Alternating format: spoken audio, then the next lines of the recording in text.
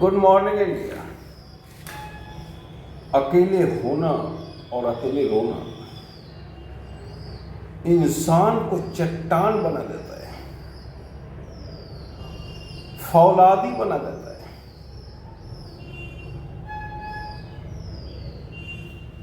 रोना, अकेले रहना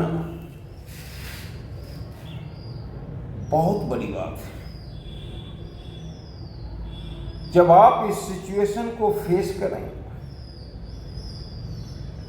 तब आप परमात्मा पर कोई टिप्पणी ना करें। परमात्मा का स्वागत करें कि परमात्मा तुमने हमें ये मौका दिया। बहुत अच्छा लगता है परमात्मा जब हम अपने आप से बात करते तो परमात्मा से बात करते हैं। जब हम अपने आप को खोजते हैं तो परमात्मा को खोजते हैं। और जब हम अकेले रोते भी हैं तो परमात्मा के साथ रोते हैं। जो व्यक्ति अकेला रह गया वो फौलादी चट्टान हो गया। उसे अब दुनिया की कोई शक्ति हरा नहीं सकता है। तो जब भी ऐसा मौका परमात्मा दे, परमात्मा को नमन कीजिए कि तूने हमें खोजने का मौका दिया, तूने हमें ढूंढने का मौका दिया कि मैं कौन हूं। परमात्मा, अब मैं तुझे ढूंढूंगा, मैं अपने आप को ढूंढूंगा कि मैं कौन हूं। दुनिया से तो बहुत मुलाकात हो चुकी परमात्मा, अब मुझे मुझसे मुलाकात करनी है। इसलिए तेरा धन्यवाद है कि तूने मुझे जानने का समय दिया, तूने मुझसे बात करने का समय दिया। इसके लिए तेरा जितना भी आभार प्रकट करूं वो कम है परमात्मा। और मैं अब खोजूंगा मैं कौन हूं। और वो व्यक्ति खोजता है। आपने तुलसीदास का नाम सुना होगा। तुलसीदास दुनिया का सबसे कामुक इंसान था। पत्नी के वियोग में, पत्नी के बिना एक पल भी नहीं रह सकता था। एक दिन तुलसीदास का पत्नी मायके गई।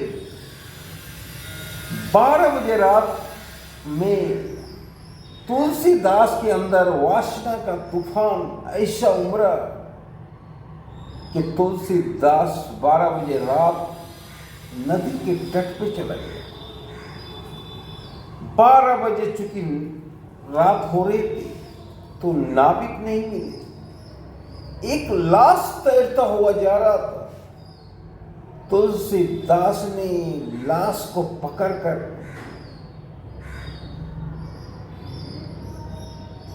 नदी पार की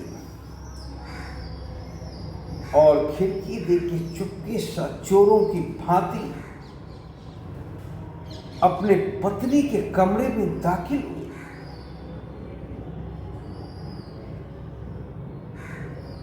और उन्होंने पाया, जैसे ही पत्नी को पकड़े तुलसीदास, पत्नी जोर से चिल्लाई। किसी तरह तुलसीदास ने उसके मुंह पे हाथ दिया और उसकी आवाज को रोका। और पत्नी जब तुलसीदास की नजरों में नजर मिलाए तो तुलसीदास की पत्नी अवाक रह गई और बोला, प्रभु जितना तुम मुझसे प्यार करते हो उतना अगर प्रभु से प्यार कर लेते तो तुम अमर हो जाते। यही बात तुलसीदास को घर कर गई और उस दिन से तुलसीदास ने निर्णय लिया कि मैं एकांत में रहूंगा, अब मैं अकेले रहूंगा। और तुलसीदास ने अकेले रहकर रामचरितमानस की रचना कर डाली, जिसके बदौलत हम तुलसीदास को आज भी जानते हैं। तुलसीदास ने अकेले रहकर परमात्मा से मुलाकात कर ली।